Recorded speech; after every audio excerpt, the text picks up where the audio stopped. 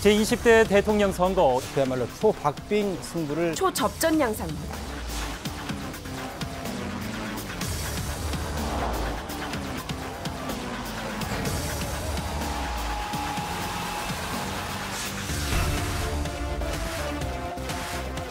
서울 아파트값이 천정부지로 오르는 가운데 집값과 함께 가계 대출도 큰 폭으로 늘고 있습니다. 서울 시민 여러분, 서울을 위해, 대한민국을 위해 대구 경북에선 이재명 후보가 30% 후반대 지지율을, 호남도 국민의힘의 윤석열 후보가 20%를 기준으로 오르내립니다. 왜 지금 이번 대선에서 청년 이슈가 이렇게 뜨냐?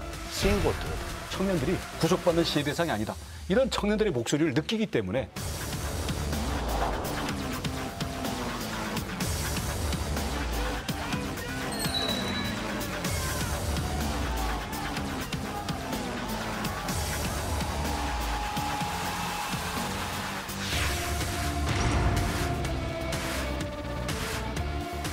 역대 유례가 없는 초박빙 선거가 바로 이번 대선이다. 이렇게 평가가 있는데요.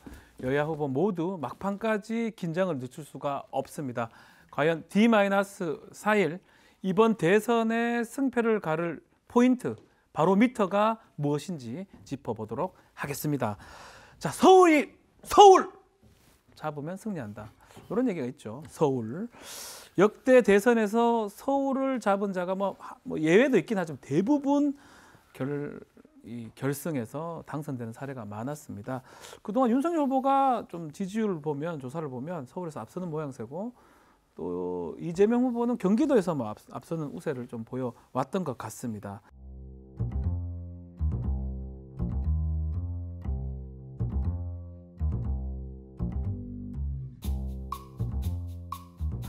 자, 김준일 기자님, 이번에도 서울이면 당선한다. 이런 공식 성립할 수 있을까요? 근데 그 공식이 사실 예외가 너무 많았어요. 그렇게 얘기하기에. 보니까 2012년도 아닌 것 같고요. 제가 일단은 얘기를 드리면 예외가 많아요? 그러니까 87년에 서울 서울에서 제 득표 많이 한 게 김대중 후보예요. DJ죠. 예. 그리고 92년에도 네. 김대중 후보가 김영삼 후보보다 서울에서 득표 더 많이 했고요. 2012년에도 문재인 후보가 박근혜 후보보다 서울에서 더 많이 했습니다. 근데 이거는 공식이 아니네요, 그러면. 공식이 사실상 아니다. 그런데 왜 이렇게 중요하게 얘기를 하느냐. 네. 서울의 상징성이 있는 거죠. 뭐냐면은 지역 감정에 휘둘리지 않아요, 여기는. 그러다 보니까 전체적으로 큰 흐름, 중도층이 어디로 움직이느냐라는 건데, 그 얘기를 지금 쭉 들어보면은 그냥 사실은 민주당의 텃밭이었어요. 그렇게 따지면 민주당이 계속 지는 선거에서도 심지어는 서울에서는 앞섰다라는 건데, 이번 선거의 특징이 지금 민주당 이재명 후보가 전체적으로 보면 결과는 나와봐야겠지만은 윤석열 후보한테 고전하고 있어요. 윤석열 후보가 앞선 결과가 더 많거든요. 서울에서는. 예, 그러니까 다른 지역에서의 부족한 부분을 만회를 하는 게 민주당의 전략이었는데, 이번이 그래서 전체적으로 어렵다. 이렇게. 그러니까 만약에 이재명 후보가 진다라면 서울에서 격차 뒤진다면 그게 뼈아플 것이다, 이렇게 볼 수가 있는 거죠. 그러다 보니까 우상호 선대본부장은 서울에서 직전까지 4~5% 잡아야 된다. 그런 얘기를 했던 것 같습니다. 네.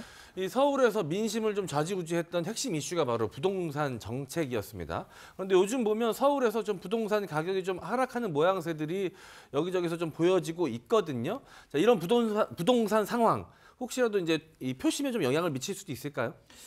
일단은 부동산 가격이 아무리 하락하더라도 상승했던 부분만큼 하락하진 않을 겁니다.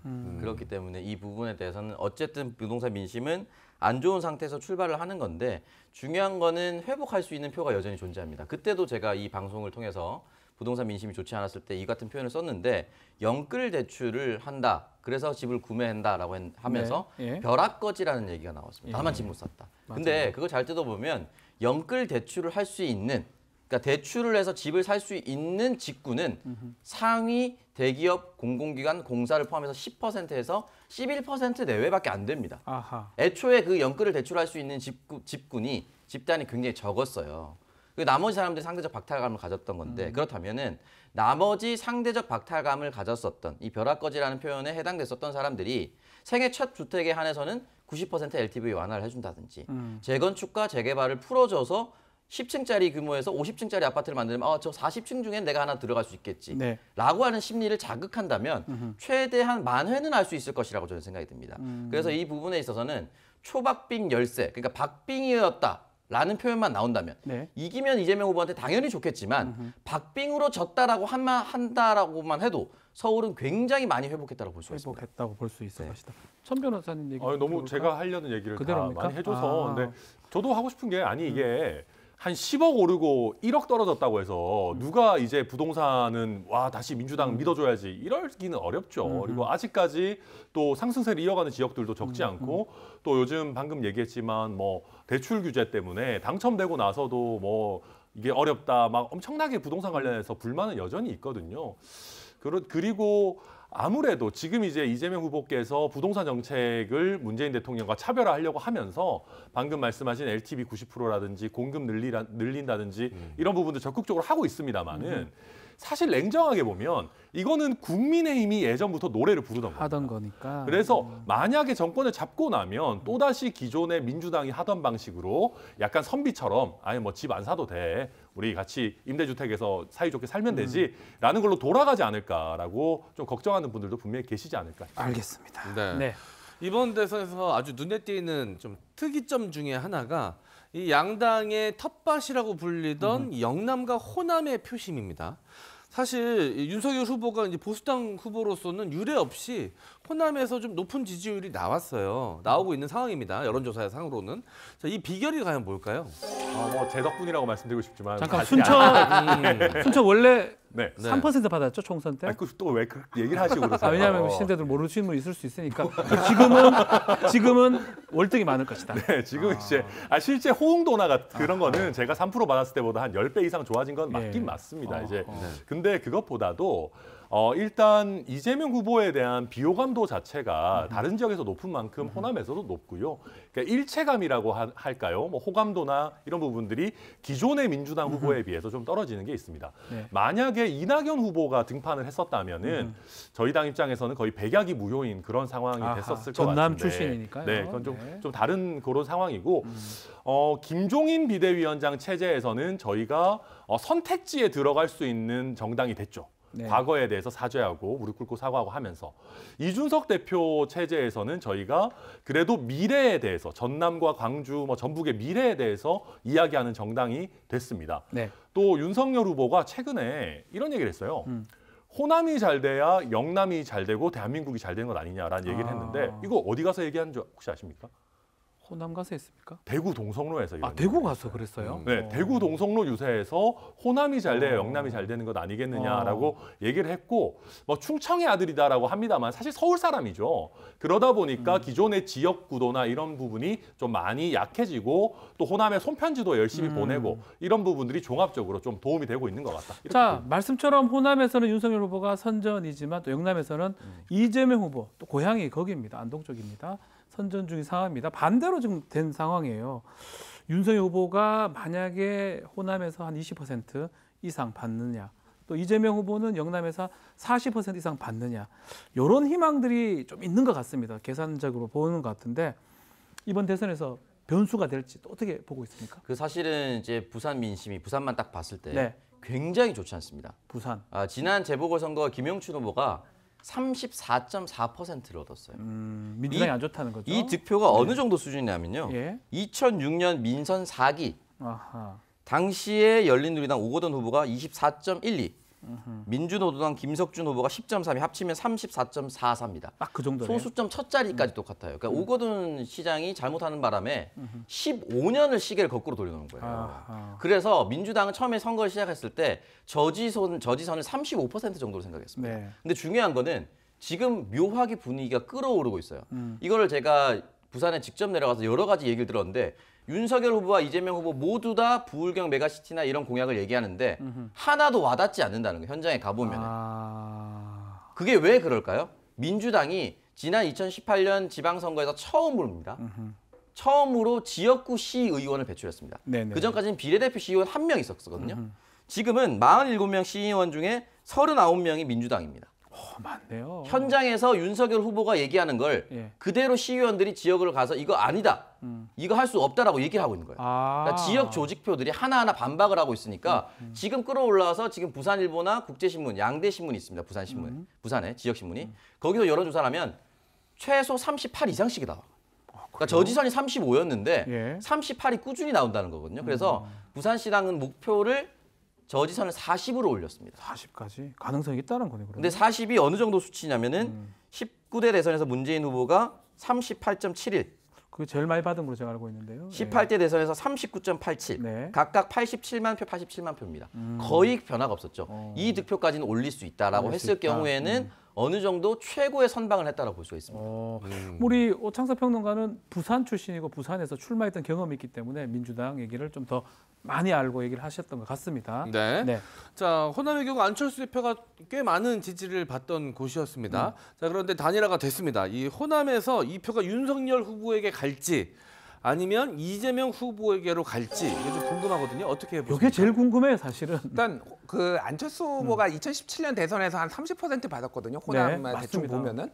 근데 그때는 안철수 후보가 그렇게 받았던 이유는 국민의 당이라는 그 당에 있었던 분들이 대부분 다 호남 분들이었어요. 그러니까 구 뭐 동교 동계 뭐 이런 분들이 있으니까 약간 우리 식구 같은 느낌이 있었는데 이미 한마디로 저쪽 당으로 넘어간 분이에요, 지금은. 네. 그렇기 때문에 그게 아니라 그냥 전체적으로 보면은 지역 구도가 약해졌어요, 지금. 그래서 저는 이게 뭐 당별로 보면은 유불리가 있겠지만은 전체적으로 보면은 이렇게 뭐 TK 지역에서 이재명 후보 역대 최고, 민주당 후보로서 역대 최고였고, 네. 뭐 국민의힘 후보로서 역대 보수정당 후보로서 호남에서 최고 득표를 얻는 게 정말 전국적으로는 좋은 일이다 보고요. 바람직한 모습이다. 예, 그냥 지금 여론조사 추이를 보면은 윤석열 후보가 역대 최대는 거의 박근혜 후보가 그 전에 이제 10% 정도 그렇죠. 받았거든요. 보수 후보로서. 저는 뭐 윤석열 후보가 한 거의 20% 가까이 받을 것 같아요. 뭐 넘을지는 모르겠으나 네. 거의 그 정도 받을 정도의 분위기는 지금 됐더라고요. 알겠습니다. 네. 네, 이번 대선의 연령별 특징도 한번 짚어보도록 하겠습니다. 여야 모두 강력한 러브콜을 보냈던 연령층이 바로 20대였는데요. 각종 공약들도 쏟아졌습니다. 함께 보시죠. 청년들에게 첫째, 소득 보전을 해줄 필요가 있다. 그게 청년 기본소득입니다. 주택을 구할 수 있게 해주겠다.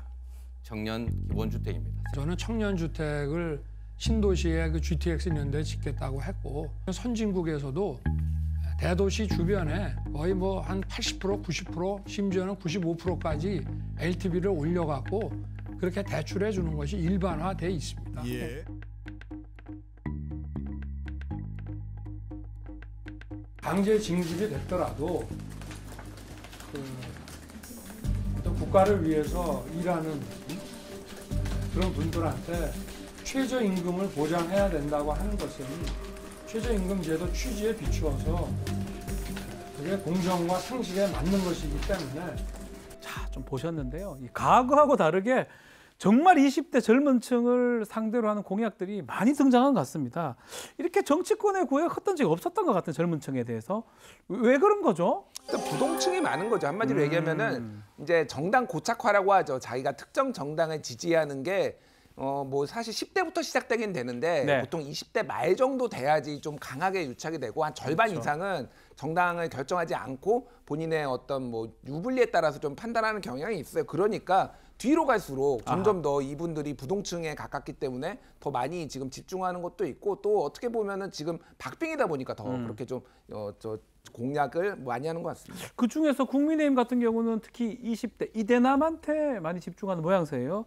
뭐 여가부 폐지라든지 군대 병사 월급 200만 원 등등의 많은 공약들을 내놨는데 또 여가부 조정한다고 하다가 폐지로 갑자기 또 바꿨죠. 저는 도대체 여가부 폐지 무고죄 신설이 청년 공약에 가 있는 걸 보고 제가 이해가 잘 안 갔다는 말씀드리고 여성 청년도 유권자입니다. 유권자고 페미니즘 때리기, 갈라치기 정책, 이 정치 이런 거는 제가 아주 단호히 맡겠습니다.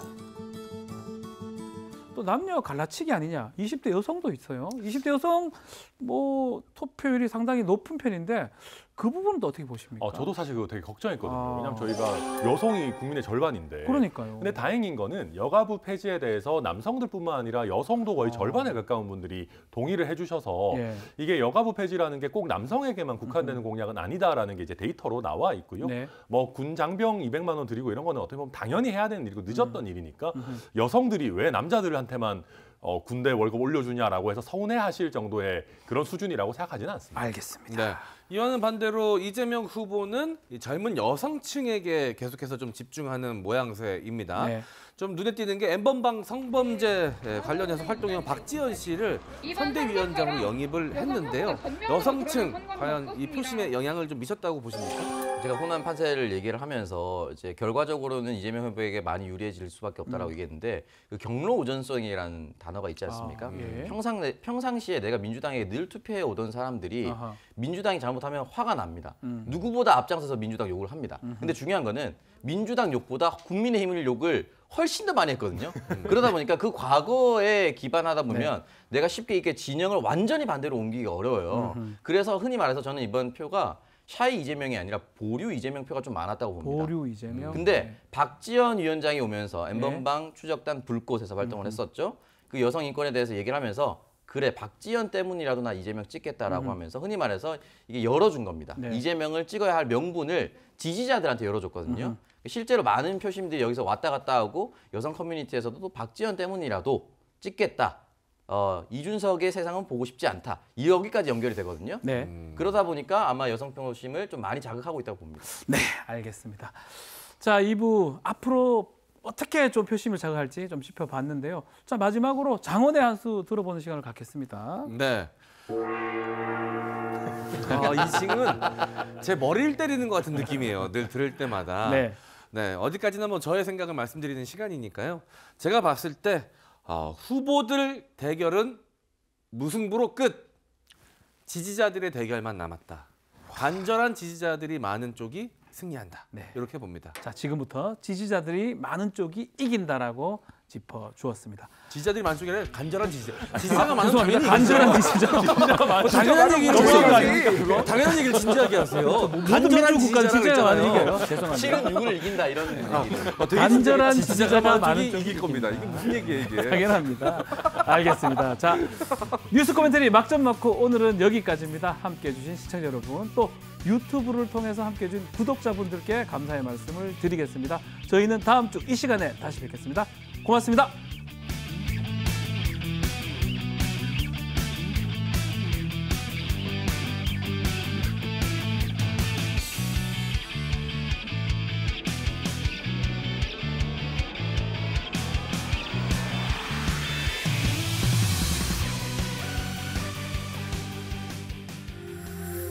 OBS 구독, 좋아요, 알림 설정.